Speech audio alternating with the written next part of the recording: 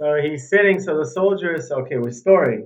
The soldier went to the court of the commander of the base because he can't be away from his wife. It's his first year and he has to do reserve duty and he says no. And they take him to the court case. And we have two traditions in Judaism. The first one says that when you feel something towards a person, you project something out of whatever your heart is feeling, that person will start feeling the same feeling towards you. As the water water. You get it. You understand. Okay. Like the reflection, when you look in the water, you see the same reflection. So, like the water reflects itself, the heart will reflect the other heart also. Okay, good. We got it. Second thing is we have a tradition that Rabbi Meir Baranes from the Talmud days, he said, when you say Rabbi Meir Elokai Rabbi Meir Aneni, the God of Rabbi Meir answer me, the God will answer you. So he's sitting in front of the commander. The commander said to the secretary, right? He's brought some soldiers in to see this. You see how I treat a soldier when he doesn't obey. He said, okay, what's your case? And the guy's sitting like this. Sitting like this, he says, I love you. And he's projecting, I love you, I love you, I love you, I love you. And he's not saying I love, but he's projecting, I love you. And he's feeling, I love you, I love you, I love you. And he said, and he's murmuring in his breath, under his breath, says Elokere b'Rabbi Aneni, the God of Rabbi Aneni. And the commander asks him, what did you say? He's all angry. He said, Elokere b'Rabbi Aneni. He said, what? He said, the God of Rabbi Meir, answer me. The commander's like, what's going on here? He said, I love you. I love you. And the commander starts sweating. He's sweating everywhere. Oh, he's sweating. He's sweating. What's going on here? And he said, okay, talk. He tells him, okay, talk. And the guy tells him, he sees that it's being affected. So he for 10, 15 minutes just went at him. He said, this is my first year and I'm not going. And he just yelled at him. Like I said, fine, get out of here. Get out of here before I get out of here. And that's it. So what it teaches that it's against all odds. When you have something against all odds, like the situation of Hanukkah, we had a group of a few hundred soldiers against the thousands of the Greeks, and we beat them. It's not logical. It's not according to the laws and rules of nature.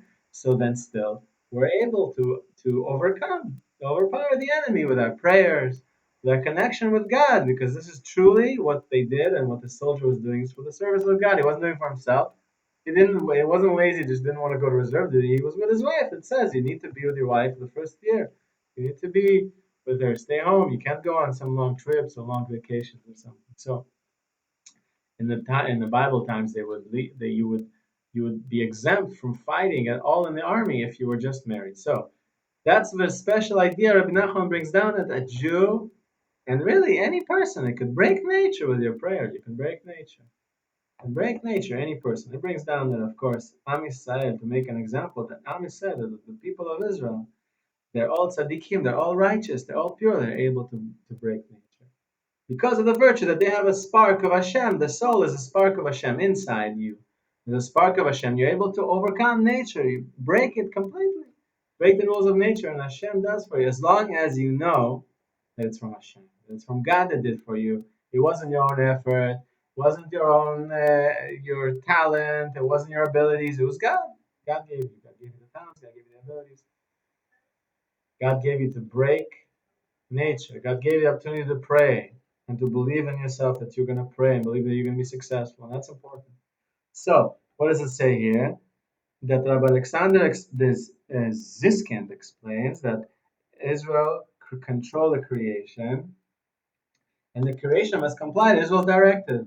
In this elaboration of Psalm 148, he notes that a person in this lowly physical world has the power of commanding all the creations, both in the upper world and the lower worlds, to praise Hashem. They're required to obey, to praise Hashem. If you're doing something for Hashem, just like the soldiers, something for God, something selfish, the entire world is required to go along with you, with what you want, because it's for God's will. And it's a fundamental law embedded in every fiber of the creation. Anyone who realizes his or her prayers and does the Songs of Psalms and the Song of Prayer has the power to dictate orders to the creation, will surely acquire a burning desire to sing constant songs of thanks and praise to Hashem. Amazing. These songs are what the separate that the person holds that enables them to rule over nature. With these songs, you're able to overcome against any odds, be successful. What you're doing. Bezrat Hashem. Sounds amazing, right? We should all be successful now. We should all be successful and go and further and go, mamash, and do it. And believe in ourselves. And start with one word, or 3 words, or 4 words. Just say, the God of Rebbe Meir, answer me. And pray. Pray to God. Try it 5 minutes a day. I dare you to try it. Talk to you soon.